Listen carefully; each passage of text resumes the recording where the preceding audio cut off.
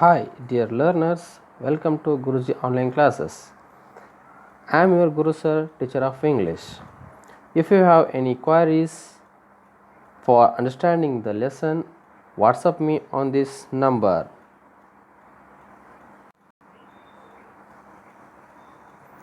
You can also watch my all videos on my YouTube channel Guruji the English Master. And still you not subscribe that, you get subscribe for all videos updates. In the last class, we have discussed about the lesson Healthy Life, fourth and fifth paragraph, and remaining two paragraphs are there. We'll discuss today's classes. Yesterday, I gave one homework for you that you must collect the action words from the third and fourth paragraph. I hope that you all completed that homework successfully. Thank you very much. Here are some action words for you. First one is eat,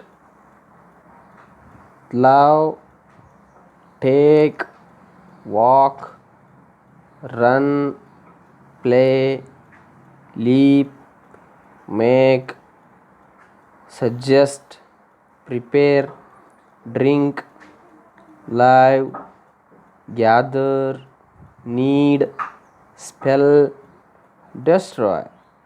Like this, these are all verbs.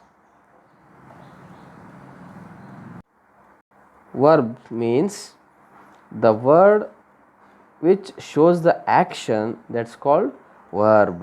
ಯಾವ ಪದ ಕ್ರಿಯೆಯನ್ನು ಸೂಚಿಸುತ್ತದೆಯೋ ಅದಕ್ಕೆ ನಾವು ಕ್ರಿಯಾಪದ ಅಥವಾ ಇಂಗ್ಲೀಷ್ನಲ್ಲಿ verb ಎಂದು ಹೇಳುತ್ತೇವೆ. Okay, shall we move to next? Okay, open the page number 4 and follow me. I will read the lesson, this fifth paragraph. It was a long while before, with the help of his microscope, Dr. Fitton Healthy discovered that the little witches were causing these diseases. There were no vaccine or cough mixture to get rid of them. The doctor found what that the witches could not tolerate joy and good health. It turned out that the best cure was to make a strong effort to live a healthy, joyful, and happy life. When a person became healthy, the witches had to leave that body as soon as they could, riding off on a sneeze. Okay, ನೋಡಿದ್ರಲ್ಲ, 5ನೇ ಪ್ಯಾರಾಗ್ರಾಫನ್ನು ಓದಿದ್ವಿ. Let's move to 6th paragraph. 6ನೇ ಪ್ಯಾರಾಗ್ರಾಫನ್ನು ನೋಡಿ.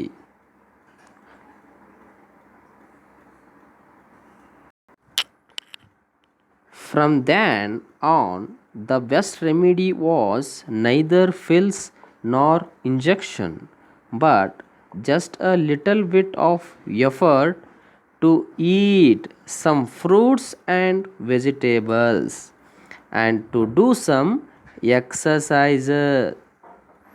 Whoever came to see Dr. Fitton Healthy and took his advice ended up totally well, being cured of the wasting life disease. ನೋಡಿದ್ರಲ್ಲ ಮಕ್ಕಳೇ, ಈಗ 4 ಮತ್ತು 5 ಮತ್ತು 6ನೇ ಪ್ಯಾರಾಗ್ರಾಫನ್ನು ಓದಿದ್ವಿ. Okay, come on, let's move to the new words. ನಾನು ಈ 5ನೇ ಮತ್ತು 6ನೇ ಪ್ಯಾರಾದಲ್ಲಿರುವಂತಹ ಕೆಲವೊಂದಷ್ಟು ನ್ಯೂ ವರ್ಡ್ಸ್ಗಳನ್ನ ಹೇಳುತ್ತೇನೆ. ಈಗ ನೀವು ನಿಮ್ಮ ನೋಟ್ ಪುಸ್ತಕದಲ್ಲಿ ಬರ್ಕೊಳ್ತಾ ಹೋಗಿ. The first one is Discover. ನೋಡಿ, ಇಲ್ಲಿದೆ ಡಿಸ್ಕವರ್. ಡಿಸ್ಕವರ್ ಅಂದರೆ ಕಂಡುಹಿಡಿಯೋದು.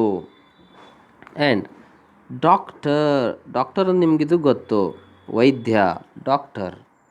Next microscope. ನೋಡಿ ಇಲ್ಲಿ ಮೈಕ್ರೋಸ್ಕೋಪ್ ಇದೆ. Microscope it means ಸೂಕ್ಷ್ಮದರ್ಶಕ.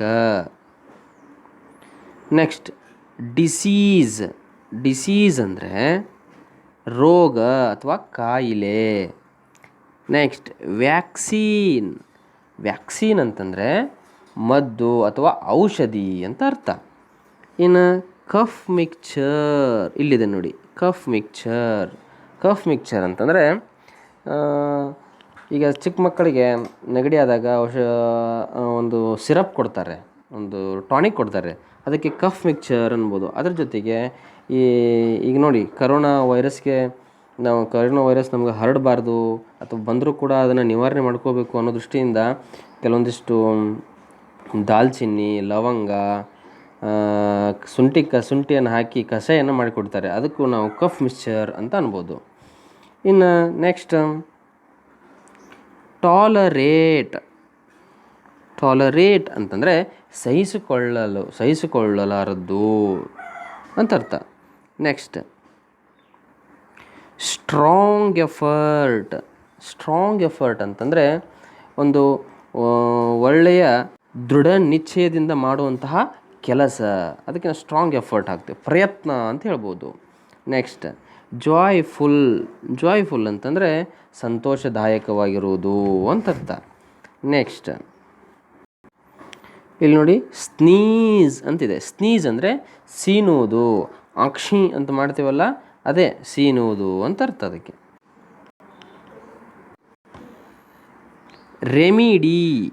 ರೆಮಿಡಿ ಅಂತಂದರೆ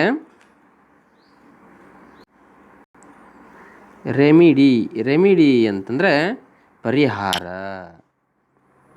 ಪಿಲ್ಸ್ ಅಂತಿದೆ ನೋಡಿ, PILLS. ಪಿಲ್ಸ್ ಅಂದರೆ ಮಾತ್ರೆಗಳು ಅಂತ ಹೇಳ್ಬೋದು. ಗುಳಿಗೆ ಅಂತೀವಲ್ಲ, ಆರಾಮಿಲ್ದಾಗ ತೊಗೊಳ್ತೀವೋ ಅದು ಗುಳಿಗೆ. ನೆಕ್ಸ್ಟ್ ಇಂಜೆಕ್ಷನ್ ಅಂತಂದರೆ ಸೂಜಿ ಮಾಡಿಸ್ಕೊಳ್ಳೋದು ಅಂತಂತೀವಿ ನೋಡ್ರಿ, ಇಂಜೆಕ್ಷನ್ ತಗೊಳ್ಳೋದು ಅದೇ ಸೂಜಿ ಅಥವಾ ಇಂಜೆಕ್ಷನ್. ನೆಕ್ಸ್ಟ್ ಅಡ್ವೈಸ್ ಅಂದ್ರೆ ಸಲಹೆ, ಅಂದರೆ ಡಾಕ್ಟರ್ ನಮಗೆ ಸಲಹೆ ಕೊಡ್ತಾರಲ್ಲ ಅದು ಸಲಹೆ ಅಂತ ಹೇಳ್ಬೋದು. ಇನ್ನು ಕೊನೆಯದು ಡಿಸೀಸಸ್. ಈಗಾಗಲೇ ನೋಡಿದ್ವಲ್ಲ, ಡಿಸೀಸ್ ಅಂತಂದರೆ ರೋಗ ಅಂತ ಅರ್ಥ. ಓಕೆ, ನೀವೆಲ್ಲರೂ ಕೂಡ ಈ ಶಬ್ದಾರ್ಥಗಳನ್ನು ಬರೆದುಕೊಂಡಿದ್ದೀರಿ ಅಂತ ಅಂದ್ಕೊತೀನಿ. Okay, come on, let's move to the explanation of the lesson. ಈಗ ನಾನು ನಿಮಗೆ ಇದನ್ನು ಅರ್ಥವನ್ನು ಬಿಡಿಸಿ ಹೇಳ್ತಾ ಹೋಗ್ತೀನಿ, ಗಮನ ಕೊಟ್ಟು ಕೇಳ್ತಾ ಹೋಗಿ. Open the 5th paragraph. It was a long while before, with the help of his microscope, Dr. Fitton Healthy discovered that the little witches were causing this disease. ಇಲ್ಲಿ ನೋಡಿ, ಡಾಕ್ಟರ್ ಫಿಟಾನ್ ಹೆಲ್ದಿ ಅಂತಿದೆ. ಅಂದರೆ ಈ doctor ಹೆಸರು ಫಿಟಾನ್ healthy ಅನ್ನೋದು ಒಬ್ಬ ವೈದ್ಯರ ಹೆಸರು.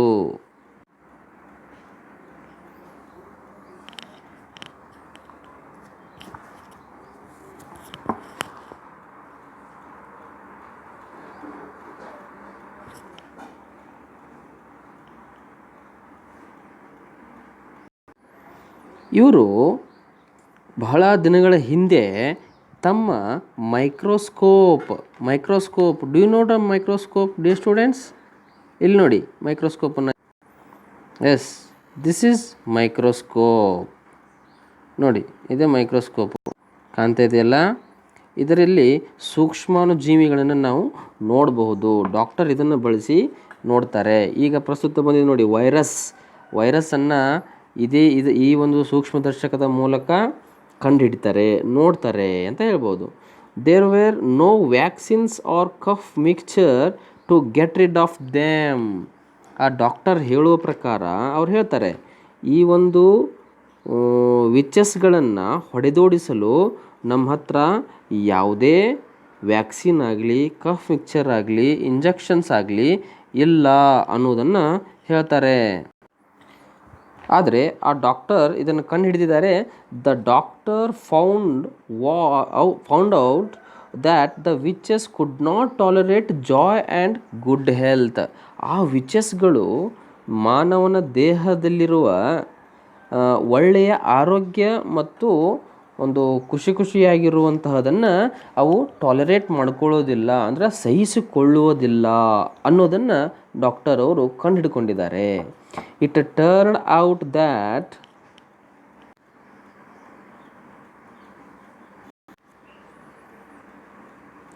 the best cure was make a strong effort to live a healthy, joyful and happy life. ಆ ಡಾಕ್ಟರ್ ಹೇಳ್ತಾರೆ, ನಾವು ಇವುಗಳನ್ನು ಹೊಡೆದೋಡಿಸ್ಬೇಕಂದ್ರೆ ಸ್ಟ್ರಾಂಗ್ ಎಫರ್ಟ್ ಹಾಕಬೇಕು. To live healthy, joyful and happy life, ಒಂದು ಒಳ್ಳೆಯ ಸಂತೋಷದಾಯಕ ಜೀವನವನ್ನು ನಾವು ನಡೆಸಬೇಕು ಮತ್ತು ಹೆಲ್ತನ್ನು ನಾವು ಪಡ್ಕೋಬೇಕು, ಹೆಲ್ದಿಯಾಗಿರಬೇಕು. ಆವಾಗ ಇವು ನಮ್ಮಿಂದ ಓಡೋಗ್ತವೆ ವಿಚಸ್ಗಳು ಅಂತ ಹೇಳ್ತಾರೆ. When a person become healthy, the witches had to leave that body as soon as they could. ಯಾವಾಗ ಆ ವ್ಯಕ್ತಿ ಹೆಲ್ದಿ ಆಗ್ತಾನೋ ಅಥವಾ ಆರೋಗ್ಯಯುತವಾಗಿ ಆಗ್ತಾನೋ, ಎಕ್ಸಸೈಸ್ಗಳನ್ನ ಮಾಡ್ತಾನೋ, ಫ್ರೂಟ್ಸ್ ತಿಂತಾನೋ, ವೆಜಿಟೇಬಲ್ಸ್ ತಿಂತಾನೋ, ಆವಾಗ ಆದಷ್ಟು ಬೇಗನೆ ಈ ವಿಚಸ್ಗಳು ಅವನ ದೇಹದಿಂದ ಹೊರಟು ಹೋಗ್ತವೆ. To riding of an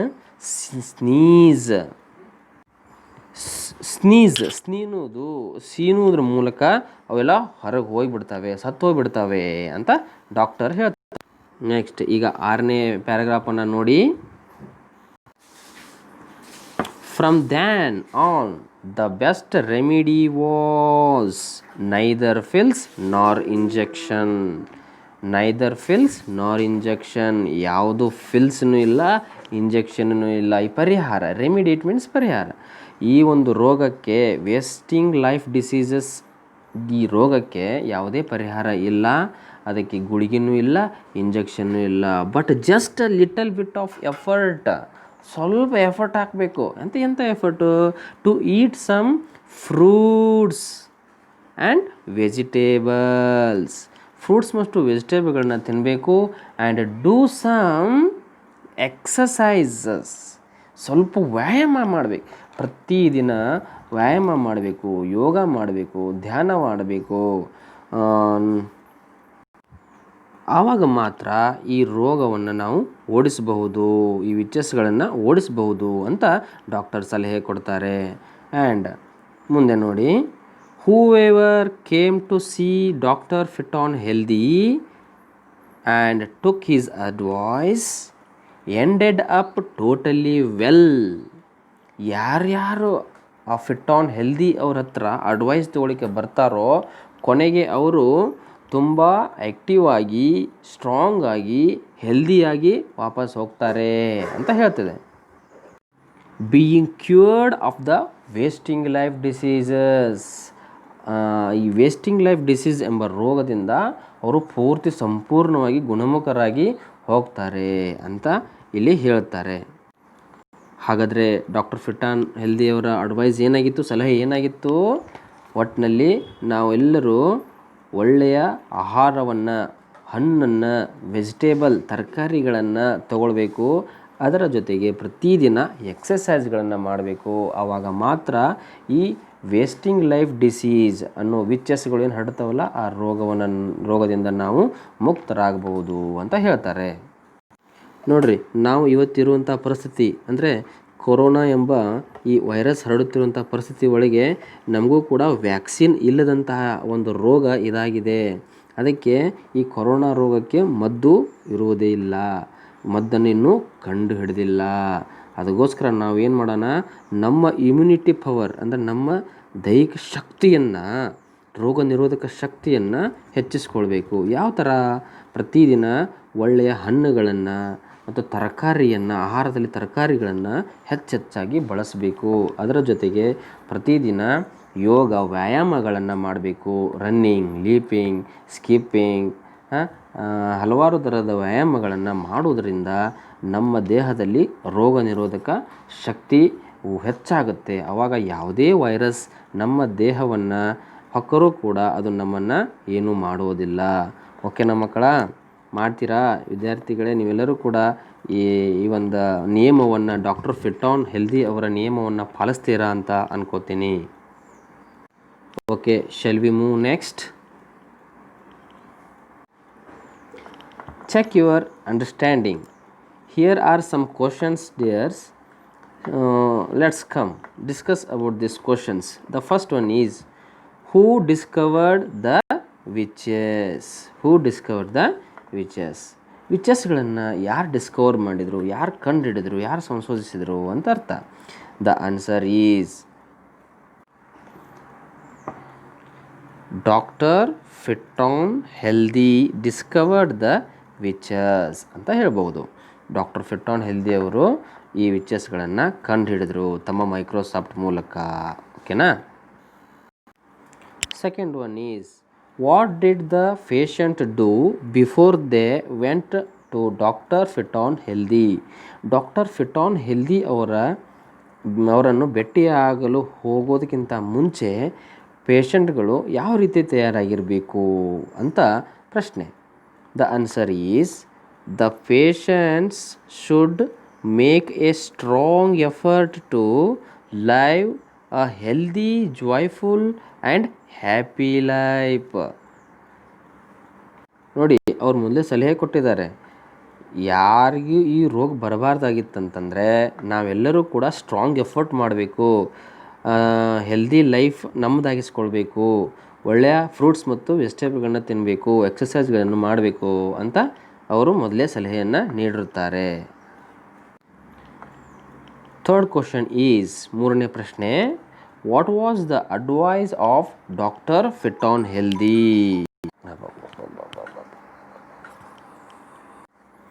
the answer is, the advice of doctor fit on healthy to eat some fruits, vegetables and do some exercises.